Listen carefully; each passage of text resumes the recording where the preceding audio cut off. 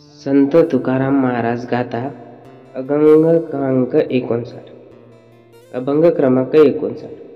दाने कापे हात नावडे तेवशी नात, कथी चावटीचे बोल शिंग हिंग शिरी मिथ्या फोल, नव जाती पाप तीर्था मने वेचू काय, तुका मने मनी नाही नये आकराते काय.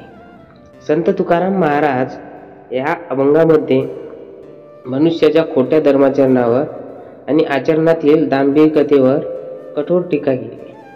ते सांगतात की बाह्य आचार उपचार करण्याऐवजी मनुष्याने अंतःकरणात शुद्धता आणून ईश्वर भक्ती करावी.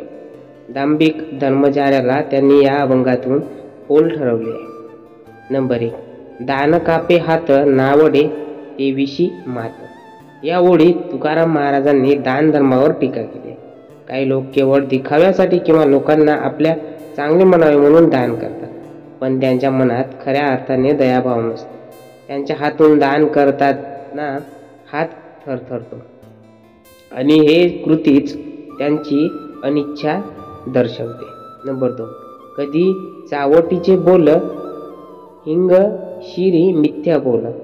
तोंडाने मोठमोठ्या गोष्टी सांगणाऱ्या लोकांवर टीका करताना तुकाराम महाराज म्हणतात की अशा व्यक्तीच्या बोलण्याला कुठलाही अर्थ नसतो. जसे दूध आणि हिंग यांची संगती व्यर्थ आहे, तसेच त्यांचे वागणे आणि बोलणे एकमेकांना साजेचे नसते.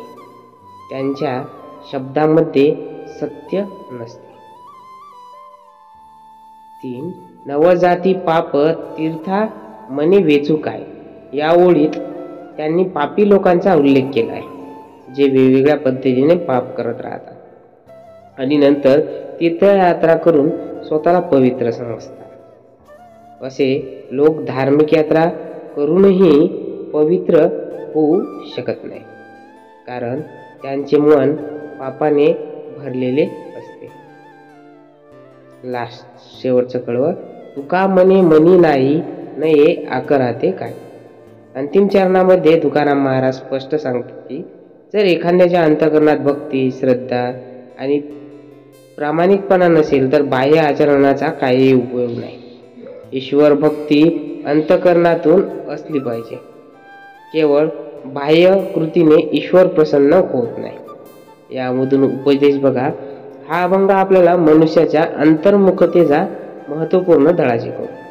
केवळ बाह्य कृतींनी किंवा दिखाव्याच्या गोष्टींनी पवित्रता येत नाही, तर अंतःकरण शुद्ध असणे महत्त्वाचे आहे. तुकाराम महाराज सांगतात की खरा धर्म हा पापाचा त्याग आणि भक्तिमय जीवनशैलीत आहे. त्यांनी खोट्या धर्माचरणाला पोल ठरवून खऱ्या भक्तींचा मार्ग सुचवला आहे. तर रामकृष्ण हरी मित्रांनो.